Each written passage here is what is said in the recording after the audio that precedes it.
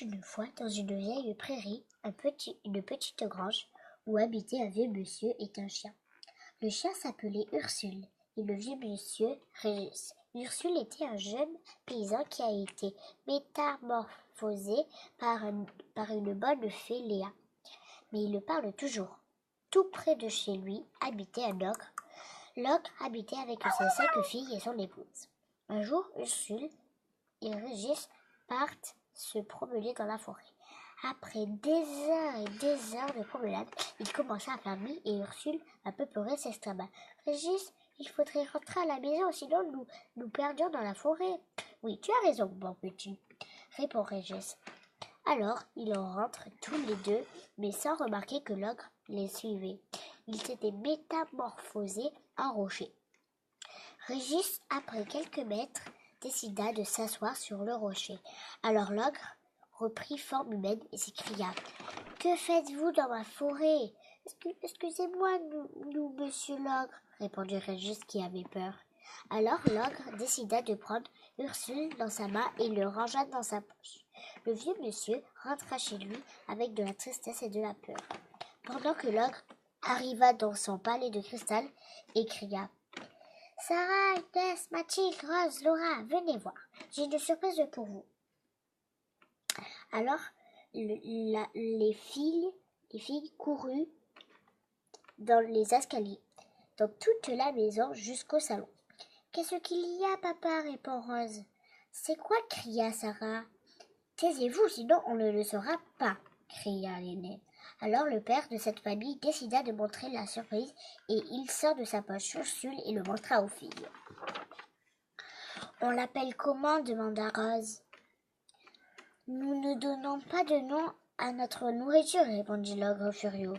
« Nous le monde est allé se laver sauf l'ogre qui resta avec le chien pour lui demander un service. «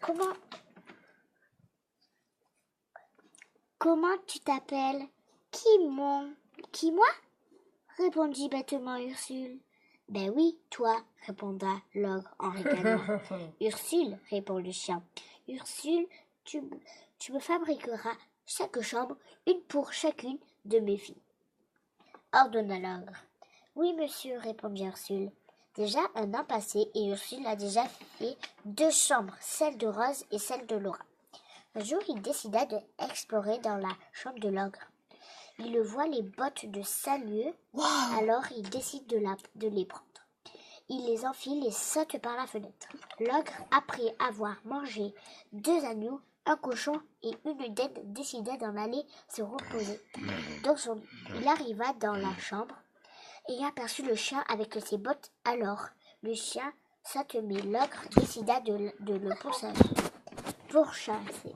Mais vu qu'il avait le ventre plein, il n'avance pas.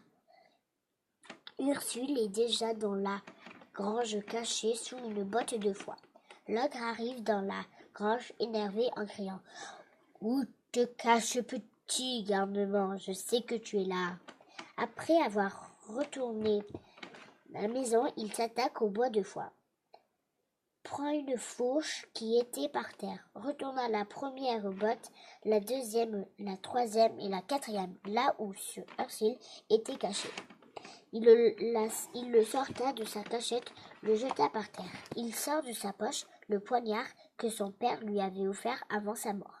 Mais Léa, la bonne fée, arriva et récita une formule magique. Razabi, Razouba, alors l'ogre se métamorphosa en dauphin.